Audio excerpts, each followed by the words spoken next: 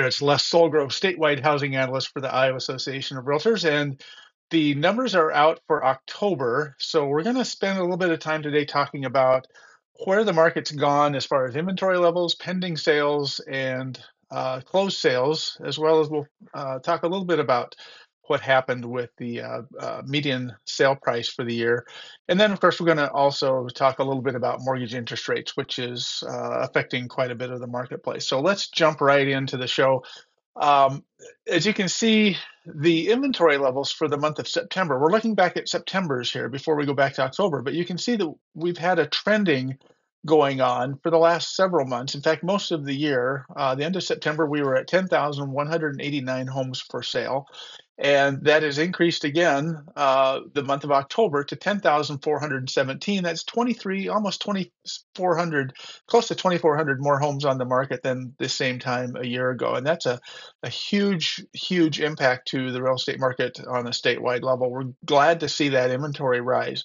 What we'd like to see also is sale pendings continue to rise in that same category.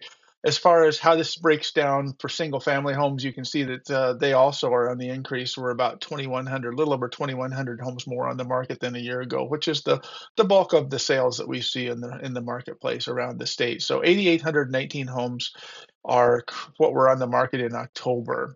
If we want to look at the condo townhome properties, just so we don't ignore them, this week we're almost at 1,600 homes on the market for the condo townhomes, 243 more than a year ago. And this predominantly we see most of the condo townhomes in the larger markets, although we're seeing a lot of townhome inventory coming up in some of the rural communities as well. So that's a good sign. As far as pending sales, with the mortgage rate drop in the month of September, if you want to look back a year ago and September to October, we saw a rise in closed sales, and we were not seeing a strong mortgage rate decrease that year. We actually started to see pretty stabilized mortgage rates until we got into November of last year, and that's right over here. Let me get my cursor over here. And what happened in November of last year, when interest rates began to rise in the month of November, you can see that obviously sale pendings went down. So this is kind of a precursor to what we'll probably see happen this year, because again, this is October sales inventory. It was very similar to last year. We had the pending sales, slightly ahead of the same, the last month, and that's kind of the same trend we saw last year. So now that we've seen mortgage interest rates rise the month of October and into November, expect in November when we come out with that report here in about 30 days, we'll see that this same kind of tracking has happened, I'm pretty sure. So one of the big factors, obviously, we have to talk about that's causing some of this is the changes in the Federal Reserve rate, which of course indirectly affects 30-year fixed rate mortgages. And when I showed you this slide, it was last month or maybe the month before, the Federal Reserve had just dropped the borrowing rate by 0.5% down to 5%. And you can see what the mortgage interest rates, which is represented on this blue line at the top, were doing at that time. And this is just kind of a review as to what happened at that time. So what happened after that 0.5% increase or decrease that brought us down to 5%? And you can see the month of October, even though they made no additional cuts in the Federal Reserve rate, the banking industry wasn't quite as convinced that the economy was as strong for the situation at hand. We had the election going on as well, and you can see this goes all the way into November, which is beyond this October report, but it's going to show you what's happened so far into November. The Fed did reduce the prime lending rate again by 0.25%, which, again, mortgage lending rates did not seem to follow suit. So they've gone on up from there. So that's going to have an effect as we move into the fourth quarter, or the fourth quarter, the last month, November and December, last months of the year here, as we talk next month here.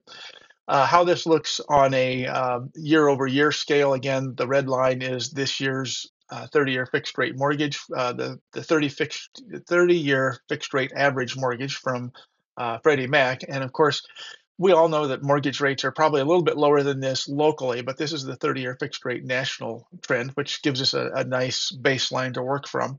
And you can see that the interest rates last year, here's where in 2023 we started to see that last quarter start to go up. And of course, now let's overlay what's happened in the last 30 to 45 days here. And it's kind of taken that same trend, although a little bit lower compared to where it was.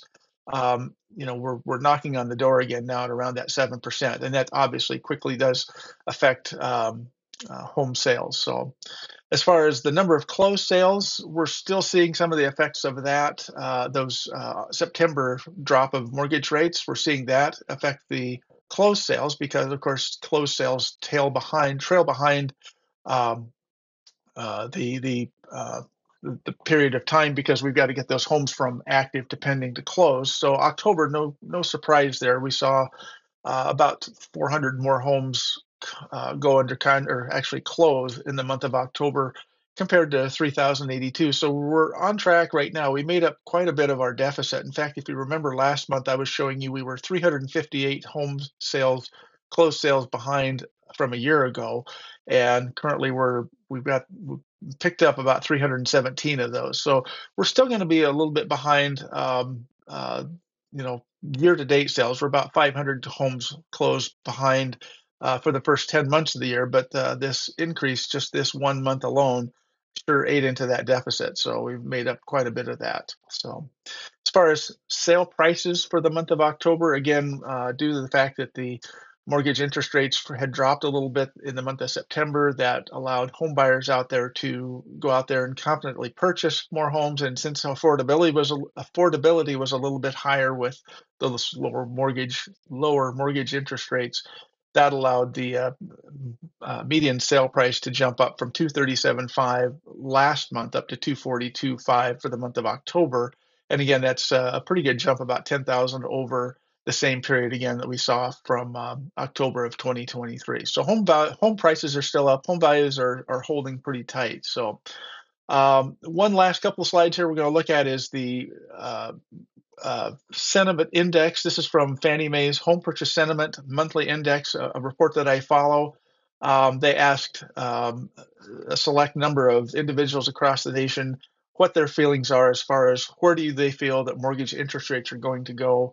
Do they feel like they're going to go up, they're going to go down, or stay the same? And you can see that both that go up and go down are both, some homeowners out there, or some people surveyed were optimistic that the interest rates were going to go down, but not nearly as optimistic as they were in September. Only 39% felt like the interest rates were going to go down.